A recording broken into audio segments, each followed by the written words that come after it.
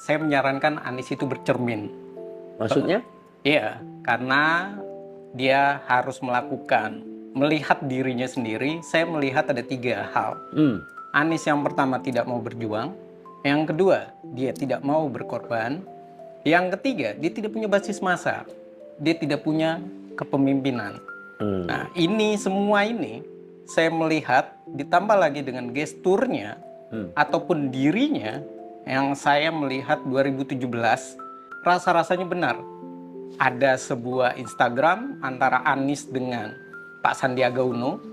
Ada yang mengatakan bahwa Anies itu tengil. Ternyata benar dia tengil. Dan kepedean malah. Kepedean ya? Iya. Dan tadi, Tadi ada saya potong sedikit ya. Tadi Anda bilang tidak berjuang, maksudnya apa tuh? Iya. Kalau dia berjuang, dia berkorban, dia punya basis massa. Semestinya Anies itu maju lewat persorangan.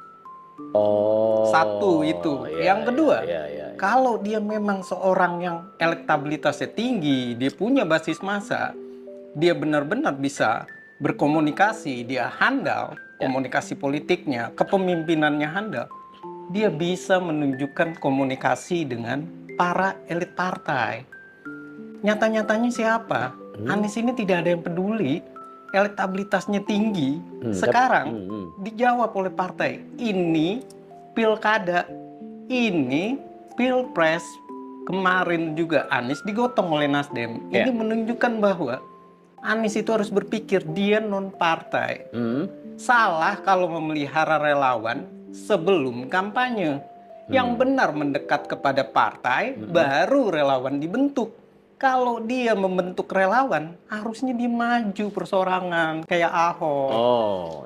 Sisi yang lain, mana basis masanya Anies? PA 212-nya mana? Mana basis masanya Anies yang elektabilitasnya tinggi? Masa dia datang ke partai dengan membawa satgas?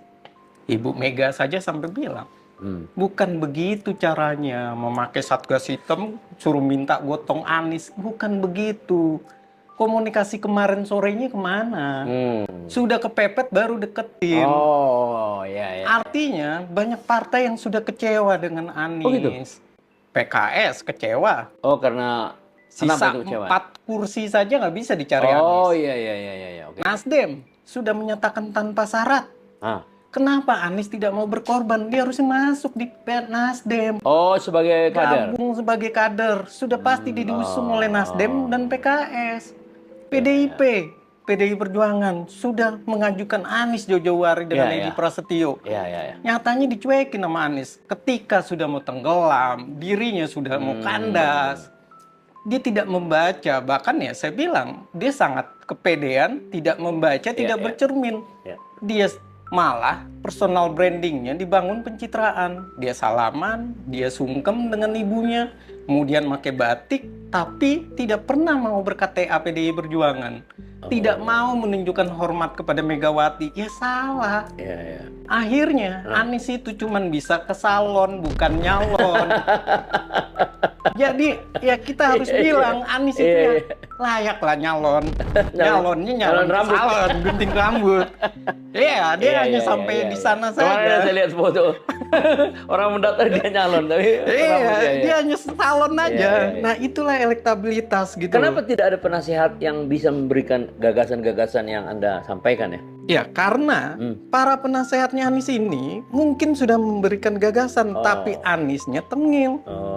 Contoh saja, seorang non-partai masa membohongi AHY sebagai ketua umum Demokrat di PHP gitu loh. Posisinya dia butuh partai loh. Yang kedua, siapa yang sekarang akan teriak, akan tepuk tangan gagalnya Anies? Banyak. PKS seneng gagalnya Anies. Kenapa? Karena PKS tetap dapat wakil gubernur. PKS juga membuktikan bahwa Anies itu tidak mau berpartai, tidak mau menjadi kadernya, ya selesai. Yang kedua, yang bangga lagi, ya tentu Ahok bangga. Ahok itu punya pemimpin, punya masa, dia seorang pemimpin. Dia membuktikan itu, dan masa Ahok itu tepuk tangan, dia girang. Yang berikutnya yang sakit hati, AHY. Orang-orang yang mencintai AHY, tepuk tangan. Berikutnya Pak Jokowi, tepuk tangan para fansnya. Iya, Kan yang iya. terakhir Projo. PDI Perjuangan gitu loh. Iya, iya. Dia juga tepuk tangan, bahkan Waduh. bisa dikatakan dulu lu ngalahkan Ahok karena Ahok seleo lidah. Cuma karena isu identitas dia menang, tapi sekarang malah PDI bilang lu gue prank. Lu bener-bener gue bikin malu Iya, gitu loh. Bisa Iya, iya. jutaan orang bisa, masa 600.000 nggak sanggup? Ini kan memalukan. Berarti emang dia tadi yang saya bilang tidak punya kemampuan untuk merancang strategi, Iya. tidak mau berkorban, tidak mau berjuang, dan yang ketiga, dia ini tengil.